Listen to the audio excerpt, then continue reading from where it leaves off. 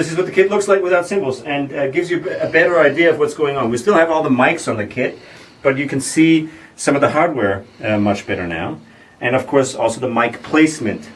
I like to use the Audix rim clamps because the less stands I have standing around, the better. They don't move, they don't wobble or cause any annoying noises or rattling or anything like that. They're super sturdy. And here I boom these in because this is obviously the 6-inch drums are too small to clamp a mic holder onto it, so I just boom them in from a boom stand. And now we're going to take all the drums and microphones off and show you the rack system, because I think that's very interesting. Check it out. Okay, now this is it. This is the bare bones. This is the skeleton of my kit. I like to use as little hardware as possible. Of course, who doesn't? The hardware is heavy and it's not very pretty necessarily. Also, there's a lot of moving parts. So the fewer moving parts and the fewer gear in general you slip with you, the less things can go wrong. I have changed nothing but only taken cymbals, microphones and drums off the hardware. And this is what's left. My two pedals are here. They should be the same distance from the middle of the throne. As long as your legs are equally long, you should be good there. Here's my right hi-hat right next to my right bass drum pedal. My left hi-hat right next to my left bass drum pedal. Here is my Milo Crasher.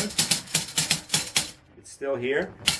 And here is of course my Remo TSS drum, which will take off now. This is only here to stop the pedal from moving. So I mount the Crasher off this rack clamp. Same thing with the TSS drum. I mount it off a rack clamp and not off a pedal bracket. Remo tunable sound shape. These are marching drums, and they're high tension Kevlar heads. This is a Black Max Kevlar head on here that allows me to play backbeats and stuff like that with my foot. It was one short curved bar with one support here on the left, and the right side is actually mounted to my hi-hat stand. So I have 1, 2, 3, 4, 5, 6, 7, 8, 9, 10, 11 items mounted on this one rack. I mount my snare basket off rack tubing. So the leg of the rack is my snare drum stand. It's really stable.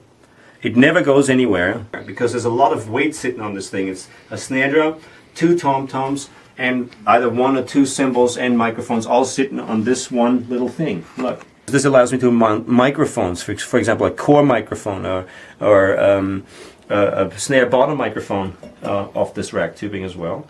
My right hand hi-hat is mounted on the bass drum hoop with a hoop clamp that is still on my bass drum. This is a cowbell holder that comes off my right hi-hat. And then I have this little side rack here with an extension bar, which I don't always use. Usually my right rack looks like this without this clamp. So it's a very small rack. I have my 2 floor toms here. This is to mount either a tom-tom that I play with the pedal, or another TSS drum that I play with the pedal, or a Rototom that I play with the pedal. So I always have this mount here just in case I want to add another drum here on my right that is pedal operated. My right cymbal, it's a very short cymbal arm, but it does hold my right cymbal. It's just right. And I try to keep the arms as short as possible because I really don't need all that much boom. I like to keep them as short as possible. I still have enough wiggle room to mount either a 22-inch cymbal or a 16-inch cymbal if I want to. So I have this much wiggle room on the boom. That allows me to move it if I put larger cymbals on it. I have my level on here, of course, to make sure that the rack's always level. And this is a closed hi-hat mount, also on my right rack.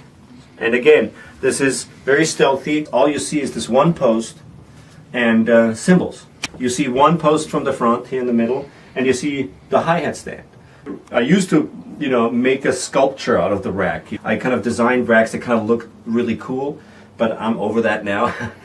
And I like racks that you don't see, that are there and support your drums, but I want my drums to be seen. I think they're much prettier than the hardware, you know. I loosen one screw here, and I loosen one screw here, and what happens is this. I take this off, and I lay it down like so. I take this clamp out. Boom. And 8 items on this one bar. So I leave that like this. I never change anything. This goes in the car like that. I hope you enjoyed this little tour. Thank you guys. Check out www.thomaslangdrummer.com and check out www.thomaslangdrumcamp.com as well. We have camps coming up in Canada, Vienna in Austria, in Trostorf in Germany. So check out the website for upcoming drum camps near you. And I'll see you around.